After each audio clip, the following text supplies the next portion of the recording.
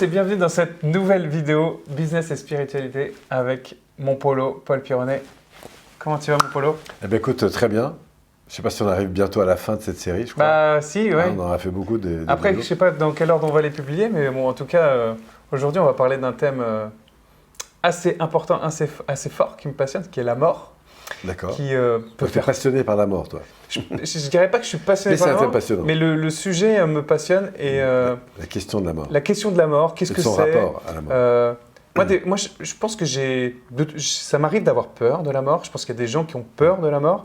Et du coup, ce qui m'intéresse, c'est toi, qu'est-ce que tu penses de la mort? Quel est ton rapport à la mort? Et voilà, D'accord. ton point de vue par rapport à ça. Qu'est-ce qu'on peut dire sur la mort? Quand je te parle de mort, ça t'évoque quoi? La mort, c'est d'abord la fin de la vie. Donc ça veut dire que la vraie question, c'est qu'est-ce qu'il y a derrière, en fait, si toutefois il y a quelque chose derrière. Donc pour beaucoup, c'est peut-être une fin. Moi, je pense qu'il y a deux choses sur lesquelles les religions et les chercheurs se retrouvent, c'est que tout est énergie et tout est transformation. Et que rien ne se perd, tout se transforme, en fait. Donc du coup, je me dis, je ne sais pas ce qu'il y a derrière, mais en tout cas, il y a probablement quelque chose qui se passe. Alors, je dis ça et en même temps, moi j'ai eu la chance, très jeune, d'avoir, la chance entre guillemets, d'avoir perdu ma mère, donc ma maman qui est... Tu parles de la chance de perdre ta maman. Oui, mais je vais t'expliquer pourquoi par rapport à notre sujet. Ouais. Parce que bien sûr qu'il y a des choses qui ont été terribles pour moi, mais il y a aussi des choses qui ont été fortement positives et constructives. Donc j'ai un rapport à Ça, c'est super intéressant. oui, bien sûr, au décès et à la perte qui est un peu particulier.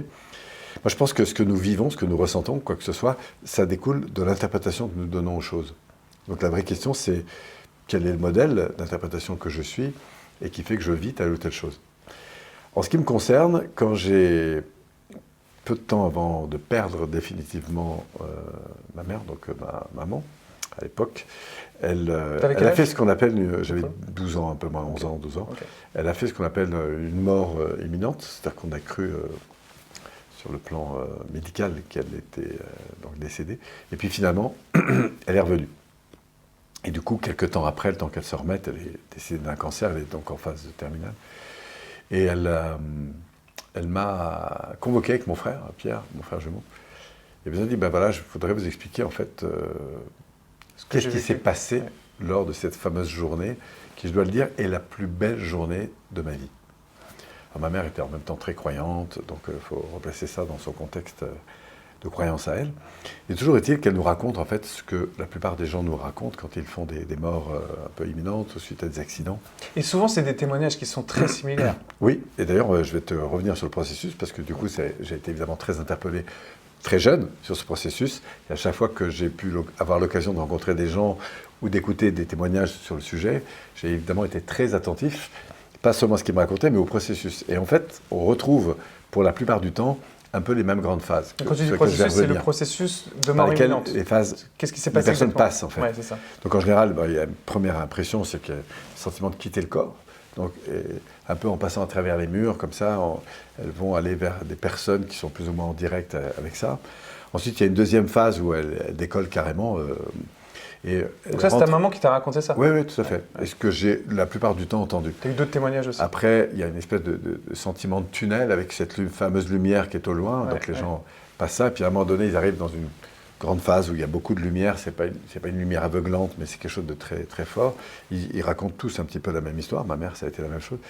Et là, il y a comme une présence, en fait, qui est là et qui te dit, en gros, à travers tout ce que tu as vécu, que tu es le fruit, en fait, de toutes les conséquences de ce que tu as vécu, en positif et en négatif. Il y a une espèce de reconnexion un peu immédiate dans le temps présent à tout ce qui a été ton histoire, le bien que tu as fait, le mal que tu as fait, et une espèce de déculpabilisation complète en fait à ce moment-là. Il y a un non-jugement en fait. Il y a un non-jugement de tout ce qui s'est passé.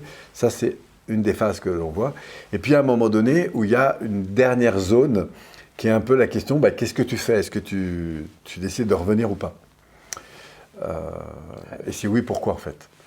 Et là, ma mère, elle a décidé de revenir pour une raison qui la retenait, c'était ses deux enfants qui n'avaient pas encore 18 ans, en l'occurrence mon frère et moi-même.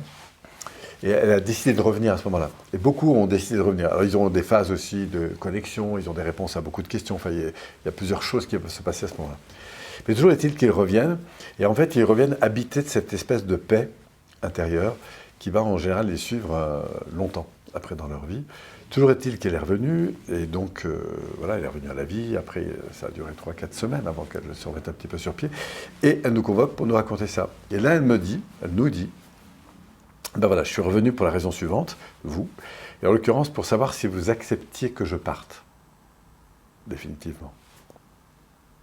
Waouh, ok. T'avais 12 ans. Et ouais, j'avais 12 ans, ouais.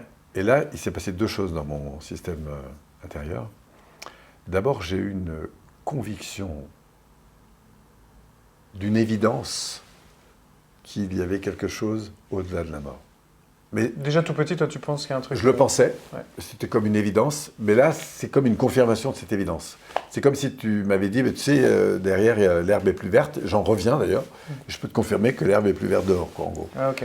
Donc là, j'avais, en plus de ma mère, tu vois, et puis évidemment, elle ne me racontait pas d'histoire, je veux dire, il n'y a pas d'enjeu de... Bien sûr. C'est pas un bouquin d'histoire, quoi, c'est pas un bouquin spirituel, c'est ta maman qui revient et qui te dit, bah voilà ce qu'il y a de l'autre côté, en gros. Donc, tu lui as répondu quoi? Et là, face à ça, je lui ai dit, écoute, pour moi, il y a deux possibilités. C'est soit tu guéris, parce que c'est vraiment lourd hein, de te voir s'ouvrir comme ça, et bienvenue ici, quoi. Soit sinon, bah, tu te transformes, en fait, et tu vas vers ta destinée. Et je pense que... T'as dit ça à 12 ans? Ah ouais, j'ai dit un truc comme ça à 12 ans. Je m'en souviens très très bien. Mais ce qui m'a connecté à ça, c'est une espèce d'évidence que, à ce moment-là, notre vie sur Terre, c'était un tout petit bout, en fait. Et qu'il y avait quelque chose de beaucoup plus immense autour de ça. On peut parler de foi? Ouais, je ne sais pas si on parle de foi, mais enfin, je ne sais pas quoi j'avais la foi, mais en tout cas, j'ai senti qu'il y avait quelque chose de beaucoup plus grand à ce moment-là. Et du coup, ça m'a beaucoup apaisé par rapport à ça. Et même pour te dire, bah, tu vois, quand on l'a enterrée, parce qu'elle a fini par mourir par la suite, et enfin, c'est vite après d'ailleurs, et tu vois, alors que tout le monde était un peu triste, enfin, bon, ma mère était très spirituelle, elle avait était religieuse, enfin pas religieuse, mais, donc sa mort a été célébrée, mais dans le bon sens du terme. C'est-à-dire qu'elle voulait qu'on l'habille en blanc, que les gens soient en blanc, qu'ils fassent la fête, voilà, que ce ne soit pas quelque chose de triste, mais au contraire un passage à autre chose, parce que pour elle, elle passait vraiment à autre chose en fait. Donc c'est plus quelque chose à célébrer. On trouve ça dans certaines cultures. Donc moi j'ai grandi avec ce truc. Et peu après, j'ai été reconfronté par des proches à des disparitions de famille ou d'amis. Et c'est vrai que dans ma configuration familiale, la mort n'est pas la fin d'une destination, c'est une phase de transformation. Donc toi, tu n'as pas peur de la mort finalement? Alors non, ça ne veut pas dire que j'ai pas peur de la mort. Moi, si tu me penches au-dessus de la fenêtre et que j'ai peur de tomber, j'ai peur de me tuer, toi. Mais plus du processus, pas de l'après. Non, c'est que je garde cette peur de mourir et je l'aime bien. Ouais. Et elle me protège pour beaucoup de choses. Et elle m'invite aussi à profiter de chaque instant. Parce que j'ai eu d'autres pertes, comme mon frère, comme tout ça, qui sont, même pour lui, c'est donner la mort. Donc c'est encore une autre histoire. Ouais. Et je me dis, waouh, alors que je pensais qu'il y avait tellement d'autres solutions, mais j'ai été triste, bien sûr, j'étais en colère, voilà, mais je me souviens du moment où je pose la main sur l'épaule, il était en très mauvais état. Et ce que j'ai retrouvé plusieurs jours après. Et enfin, c'est à son âme que j'ai parlé plus qu'à lui, en fait. J'écoute, c'était ton choix. Et moi, ça me révèle à quel point j'ai envie de vivre, en fait. Alors, c'est exactement ce que j'allais dire. Du coup, là, on parle de ton rapport à la mort. Et du coup, c'est quoi ton rapport à la vie? Eh bien, c'est celle-là. C'est que... Non pas que j'ai peur de la mort, je pense qu'il y a... Enfin, j'ai une idée de ce que je mets derrière. En tout cas, j'adore me raconter cette idée-là. Je ne sais pas si c'est vrai ou pas, mais j'aime bien vivre avec. Et puis, en attendant, bah, je suis content d'avoir peur de mourir pour pouvoir profiter plus encore de la vie, quoi. Donc, c'est clair que s'il y a quelqu'un qui me met voilà, une situation d'urgence avec le risque de mourir, sois tranquille, j'ai peur de mourir. Mais ça fait partie de mon système, mais c'est bien par rapport à ma vie sur Terre. Même si, au-delà de ça, spirituellement, je pense que quand on est de l'autre côté, il y a quelque chose de beaucoup plus grand qui nous attend. Mais pour l'instant, je suis content de ne pas le savoir. Et d'ailleurs, ça m'intéresse assez peu de le savoir. Ce qui m'intéresse par contre, c'est de me dire, quand je serai de l'autre côté et que je regarde ma vie d'aujourd'hui, waouh, comme j'espère pouvoir rencontrer des grands de ce monde qui m'ont inspiré, Mandela, de laisser une trace et que c'est du sens pour toi. Et que je me dis, si un jour je me retrouve au paradis à leur table, d'abord, je vais avoir envie d'écouter leur histoire. Mais quand ils vont arriver Apollo, et toi, c'est quoi ton histoire? C'est ça qui va donner du sens à ma vie. J'aimerais bien savoir qu'est-ce que je vais leur raconter, en fait. Donc mon ambition sur Terre, c'est d'avoir une histoire à raconter quand je serai là-haut. Excellent. Je te remercie, Polo. Super. Et donc voilà, en gros, alors ça c'est ma vision un peu personnelle, mais Ouais. donc je pense qu'on se transforme, je ne sais pas exactement dans quoi, mais je pense qu'on se transforme dans quelque chose de plus élevé, en tout cas sur un plan spirituel. Et en attendant, moi je suis sur la Terre pour vivre sur la Terre, et profiter de cette vie et faire ce que j'ai à y faire, le faire le plus proprement possible, avec le plus d'élégance possible, et puis surtout, voilà, à travers ça, de contribuer, de laisser ma trace au maximum. Voilà, donc aujourd'hui, c'est ça qui est important pour ma vie. Donc la mort, oui, j'en ai peur, mais en même temps, je la célèbre. Je te remercie énormément, Polo, pour ce témoignage. Tu as parlé de choses aussi intimes, donc je te remercie aussi pour cette générosité que tu nous as donnée.